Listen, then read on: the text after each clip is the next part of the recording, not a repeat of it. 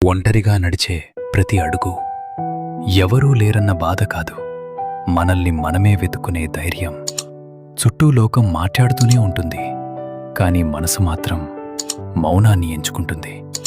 కన్నీళ్లకు కారణాలు కావాలి, నవ్వుకు జ్ఞాపకాలు చాలు, కానీ రెండూ మనసు చెప్పినప్పుడే వస్తాయి.